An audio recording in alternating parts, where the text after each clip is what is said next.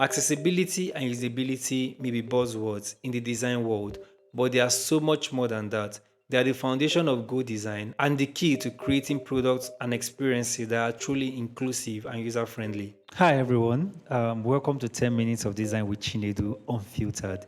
Here, we'll be talking about UX design, product strategy, products people use and how they make them feel, the latest technologies, and how it is used by UX designers. All this from a professional, data driven, and personal view, which is undiluted.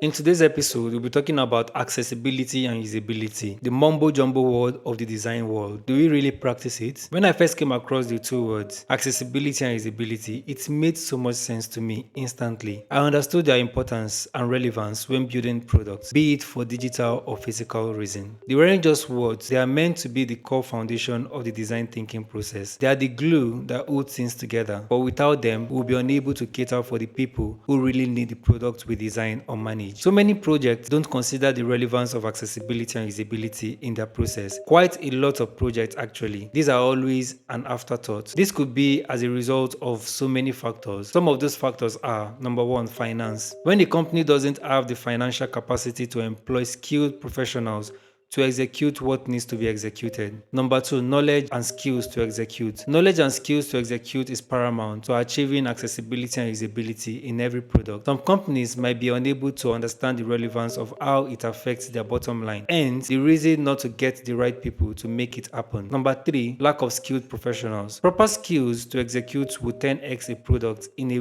very short amount of time. By getting the right people with the right skill, you are set to make the product what it is meant to be. Number four, not understanding the value. Understanding plays a vital role in the way people or organizations accept the relevance of accessibility and usability when organizations see the impact. They tend to want to invest more in what helps them retain customers and make them more money. Number five, lack of stakeholders buy-in. Stakeholders' end goal will always be to meet the bottom line because they believe that it is the engine that oils the vehicle, without considering the importance of accessibility and usability as the entire concept that makes it possible for the vehicle to move at first. Number six, lack of designer awareness. Many designers simply aren't educated about the importance of inclusive design principles or the impact that inaccessible products can have on people's lives. It's also worth considering the biases that exist within the design community. Too often, designers fall into the trap of designing for themselves or for the perceived average user, neglecting the diverse range of needs and abilities that exist in the real world. Accessibility and usability are the pillars of inclusive design. They ensure that product, services, and the environment are usable by as many people as possible, regardless of their abilities or disabilities. Now, let's define what accessibility and usability is. I mean, what's the relevance of this podcast, right? If I can't break down things to your understanding. Wink, wink. What is accessibility? Accessibility has multiple definitions for different industries, but all plays to the tone of things being usable. But we will be sticking with the general term. Accessibility means the quality of something being usable, reachable, obtainable, or easy to understand or enjoy. For example, wheelchair ramps in buildings, dark and light mode on smart devices, image alt text when images are uploaded on socials, voice to text on devices, screen readers on smart devices, voice commands on smart devices. These examples are a few accessibility functionality that has been implemented on both digital and physical devices to aid people with disability go through life with ease. So what is usability? Usability has just one universal definition and is straight to the point. Usability is the quality attribute that measures how easy a product can be used. This can also refer to the quality of a user's experience when interacting with products or systems. Usability is about effectiveness, efficiency, and overall satisfaction of the user. It is centered around the user, and if a product fails to be usable, then it has failed to meet the business need. So what am I trying to communicate here? Accessibility could be a secondary thought for a lot of organizations, and that is because a significant percentage of their customers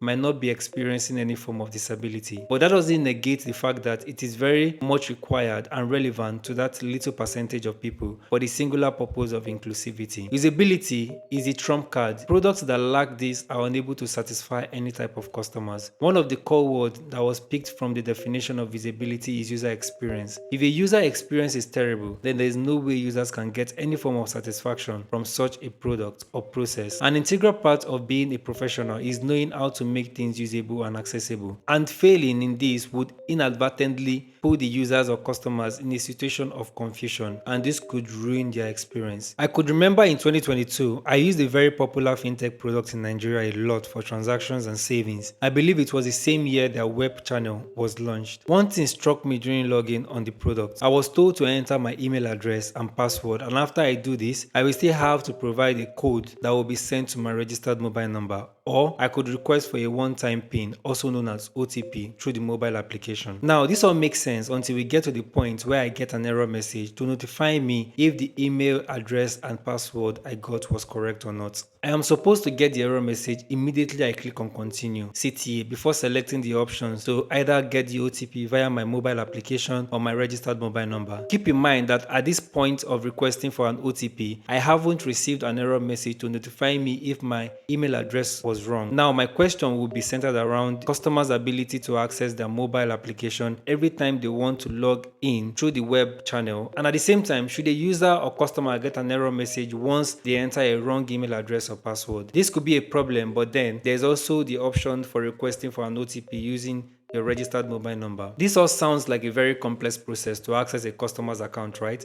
I'm not sure if you are following, but if you are, that means you're on the same page, which is great. I was so confused why I was asked to do all this. In my mind, I just concluded that it is for security reasons, since no web sessions can be trusted 100% to be safe. I continued, knowing fully well that I had double authentication in place, and without any worry, can proceed with my activities. That was when I experienced the blocker. The error message I got was directly on the OTP request screen and not on the sign-in screen. This error message was to inform me that my email address and password is not correct based on my previous or my prior activity. Get this, I had finished the process of entering my email address and password. I clicked on continue to access my account and felt confident that I had entered the right detail because I had been taken to the next screen, and then I ended up with a message that was for the previous page on a new page. I didn't understand at first because I had never seen an experience so out of place before, so I did what I know how to do best. I tried it again and again, and I got the same result. As UX designers, when we think about designing interactions or creating usable experiences, we think about it from a streamlined perspective where we are in the user's shoes and want to feel exactly what they are feeling. Worst is that I was unable to go back to the previous screen unless I click on the back button on the browser. At this point, any user or customer who isn't familiar with a particular browser would get stuck and they will have to click the logo in order to start afresh. There was something definitely wrong with the flow, so I did what I know how to do best. I redesigned the login flow without taking anything away. All I did was put everything in place exactly where they are meant to be, and I shared it on my social media. I even went as far as sharing it with the head of design in that company, and I didn't get a response. Neither was my request accepted. I also shared with the designers from that company I know, and they all agreed that there's something definitely wrong with the flow. I wonder how it went past QA. I recently checked the login process today and it still remains as is. No changes have been made whatsoever. Anyway, as a product designer, I could fixate on every experience in a journey. That's my job, and that's what I have always trained for. I always like to be in a situation where everything I design for can be explained when asked for reason by the stakeholders. If we can't make our experiences usable or accessible, then we are not doing right by the users or customers. Experiences should be slick. It should instill confidence in the users and should bring positive feedback to the team. So, how do we make sure that whatever we design for has an element of accessibility or usability? Number one, education and awareness. Product people need to be trained in inclusive design principles from the outset, and companies should prioritize accessibility and usability as key components of their design process. Collaboration. Product people, engineers, researchers, and users should work together throughout the design process to identify potential accessibility barriers and test solutions in real-world scenarios, making sure it is what we think of first and what we think of last. While designing, we could be carried away by multiple forces. It could be internal or external, but it is very important that we're able to trace back our journey and make sure we give the users or customers the best experience. Finally, advocacy. Product people have a powerful platform to advocate for accessibility and usability within their organizations and beyond. By speaking up and championing inclusive design practices, we can create a more accessible and equitable world for everyone. Designing for accessibility and usability isn't just the right thing to do ethically, it is also good for business. Inclusive design opens up products and services to a wider range, tapping into markets that might otherwise be overlooked. Plus, creating products that are intuitive and easy to use